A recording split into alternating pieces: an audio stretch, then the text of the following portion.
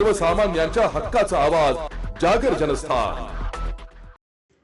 Gas सिलेंडरचा काळा बाजार रोखावा, सिलेंडरसाठी होणारी कृत्रिम टंचाई थांबवावी अशा विविध मागण्यांसाठी राज्यभरात वंचित बहुजन आघाडीच्या वतीने तीव्र आंदोलन छेडण्यात आले। आज दिनांक 6 एप्रिल रोजी सकाळच्या वेळी जिल्हाधिकारी कार्यालयासमोर राष्ट्रीय नेते ॲडव्होकेट बाळासाहेब आंबेडकर यांच्या आदेशाने मोदी सरकारचा तीव्र निषेध करून आंदोलन करण्यात आले।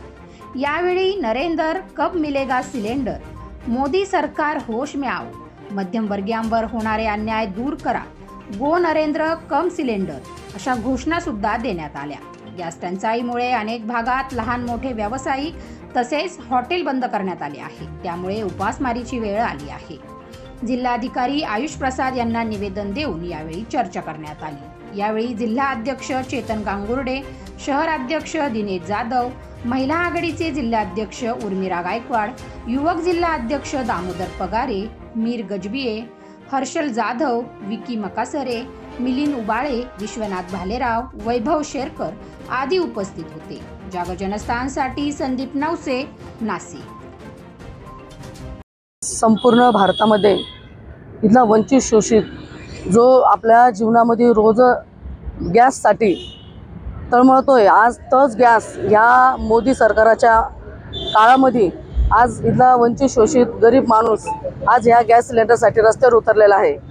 आपल्याला माहिती आहे पूर्ण भारतभर आणि पूर्ण महाराष्ट्रभर या गॅसमुळे आणि या गॅसमुळे ज्या महिला आहे ज्या रस्त्यावर आपल्या छोट्या छोट्या टपऱ्या हे जे पोट भरण्याचे जे उपसाधन त्यांनी तयार केलेले जे चहाच्या टपऱ्या आहे, या लोकांना गॅस न मिळाल्यामुळे त्यांच्या चहाच्या टपऱ्या, अनेक हॉटेल्स आणि काही हॉस्टेल आहे का त्या ठिकाणी का मुलं तिथं शिक्षण घेत आहे, त्या ठिकाणावर सुद्धा या गॅसचा बऱ्यापैकी तुटवडा झाल्यामुळे शिक्षणामध्ये रोज दिवसामध्ये ज्या महिला उदरनिर्वाहासाठी हॉटेल चालवतात त्यांना सुद्धा आता या गॅसचा मोठ्या प्रमाणात तुटवडा आलेला आहे।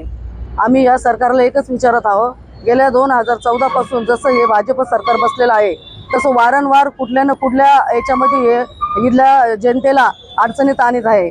अचानक केलेल्या नोटबंदीमुळे, अचानक केलेल्या या युद्धामुळे आणि अचानक अशा सगळ्या काही गोष्टीमुळे इथला वंचित शोषित जो वर्ग आहे, जो गरीब आहे, त्याला खूप फटका बसतोय।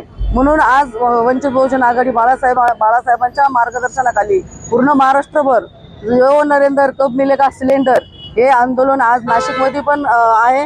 कलेक्टर साहेबांच्या ऑफिस पुढे हे आंदोलन आम्ही आज इथं वंचित बहुजन आघाडीच्या माध्यमातून घेतलेलं आहे। आम्हाला कलेक्टर साहेबांनी एकच सांगायचं आहे का इथली जी महिला आहे, मी स्वतः 2-3 महिलांना आज काल बघितलं आहे का महिला अक्षरशः लोकांच्या दारादार फिरून विचारताय का गॅस आहे का भरलेली टाकी, कारण टाकी भरलेली असताना सुद्धा लोक द्यायला तयार नाही। तर लोकांना भीती आहे का आपला जो गॅस दिला तर आपल्याला महिना किंवा गॅस भेटण्याची शक्यताच नाही, त्याच्यामुळे कोणी कोणाला गॅस पण देत नाही आणि सध्या गॅस पण भेटत नाही।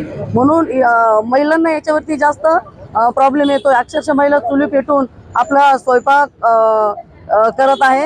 हे सगळं कुठेतरी थांबलं पाहिजे आणि म्हणून या मोदी सरकारला आम्हाला एकच विचारायचं आहे का इथला वंचित शोषितच्या लोकांना तुमच्या या सरकारमुळे अतिशय धोका पण आहे आणि खूप अडचणी निर्माण होत आहेत। आज वंचित बहुजन आघाडीच्या वतीनं महाराष्ट्रामध्ये राज्यव्यापी ओ नरेंद्र कब मिलेगा सिलेंडर हे आंदोलन होत आहे। त्याच अनुषंगानं वंचित बहुजन आघाडी नाशिक जिल्ह्याच्या वतीनं, शहराच्या वतीनं, वंचित बहुजन युवक आघाडी, सम्यक विद्यार्थी आंदोलन, महिला आघाडीच्या वतीनं, भारतीय बौद्ध महासभेच्या वतीनं आम्ही या ठिकाणी कलेक्टर ऑफिसच्या बाहेर या ठिकाणी धरणे आंदोलन करत आहोत, निदर्शने करत आहोत। याची भूमिका अशी आहे की ज्यावेळेस जगामध्ये युद्ध सुरू झाले, या युद्धाची चटके इथल्या गल्लीबोळातल्या नागरिकांना बसायला लागलेत, अगदी गावखेड्यापर्यंत हे चटके येऊन पोहोचलेत।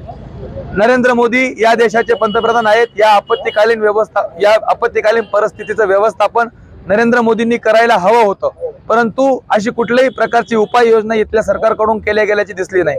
याचे परिणाम म्हणजे इथं नागरिकांना गॅससाठी रांगेत उभं राहावं लागलं। रांगेत उभं राहत असताना अकोल्याचे माजी सरपंच वंचित बहुजन आघाडी यांचा मृत्यू झाला, एका युवकाचा सुद्धा जालन्यामध्ये मृत्यू झाला। या सगळ्या घटनाक्रम घडत असताना इथल्या सर्वसामान्य जनतेला गॅस पासून वंचित राहावं लागलं। अक्षरशः सिलेंडरसाठी लाईनीमध्ये उभं राहावं लागलं। सिलेंडरचे भाव ब्लॅकने 4,500-5,000 हजार रुपयापर्यंत या दरम्यान गेले। आणि सगळ्यात महत्त्वाची गोष्ट म्हणजे की जे काही छोटे उद्योजक आहेत, टपरीधारक आहेत, चहाच्या गाडीवाले आहेत, वडापाववाले आहेत, इडल्या सांबारवाले आहेत, यांना सुद्धा गॅस सिलेंडर मिळणं मुश्किल झालं होतं। त्याचा परिणाम असा झाला, वडापावच्या किमती वाढल्या, इडली सांबारच्या किमती वाढल्या, जे काही दैनंदिन जीवनामध्ये लोकांच्या गरजेच्या वस्तू आहेत यांच्या किमती वाढल्या, गॅस टंचाईमुळे रिक्षाचे भाडे वाढले। आणि ह्या सगळ्या परिस्थितीमध्ये सरकारने काय करावं? इथल्या जिल्हाधिकारी सांगत होते, इथलं राज्य सरकार सांगत होतं की गॅसचा तुटवडा नाही।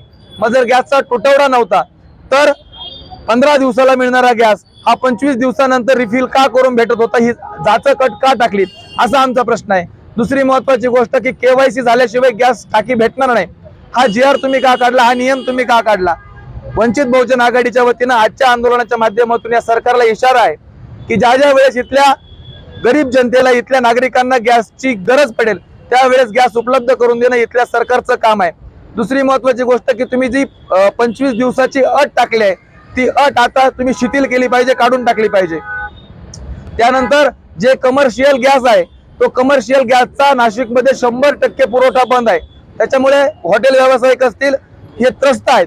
या सगळ्यांचा परिणाम तुम्हाला जर कशावरती दिसत असेल तर इथल्या कॅटरिंग व्यवसायावरती दिसतोय, इथल्या लग्न समारंभांच्या लॉन्सवरती दिसतोय, इथल्या छोट्या मोठ्या हॉटेल्सवरती दिसतोय, इथं जे वसतिगृहामध्ये विद्यार्थी शिकतायत त्यांच्या खाण्याच्या अडचणी होत आहेत। या सगळ्यांवरती मात करण्यासाठी वंचित बहुजन आघाडीचे नेते सध्या बाळासाहेब आंबेडकर यांनी 1.5-2 महिन्यापूर्वी एक स्टेटमेंट दिलं होतं की जगामध्ये युद्ध सुरू झाल्यानंतर युद्धजन्य परिस्थितीमुळे या सगळ्या गोष्टींची संभावना आहे, याची उपाययोजना पूर्वसूचना सरकारला दिली असताना या सरकारने इथं कुठल्याही प्रकारचं लक्ष दिलं नाही। आणि त्यामुळे वंचित बहुजन आघाडीच्या वतीनं ओय नरेंद्र कब मिलेगा सिलेंडर हे आंदोलन आम्ही करत आहोत। येणाऱ्या काळामध्ये जर या राज्य सरकारने आणि केंद्र सरकारने गॅसचा पुरवठा, डिझेल, पेट्रोलचा पुरवठा सुरळीतपणे केला नाही तर वंचित बहुजन आघाडीच्या वतीने जनजागृती करून लोकांना आम्ही रस्त्यावरती उतरू आणि सरकारला जाब विचारू। आज आम्ही काही मागण्यांचे निवेदन हे कलेक्टरकडे देत आहोत, जिल्हाधिकाऱ्यांकडे देत आहोत, त्यांनी ते माननीय मुख्यमंत्री आणि माननीय आपत्ती व्यवस्थापन मंत्री यांच्याकडे द्यावे आणि या सगळ्या प्रश्नांवरती उकल या सरकारने शोधावी, अन्यथा वंचित बहुजन आघाडी यांना वंचित स्टाईल दणका दाखवल्याशिवाय राहणार नाही। धन्यवाद।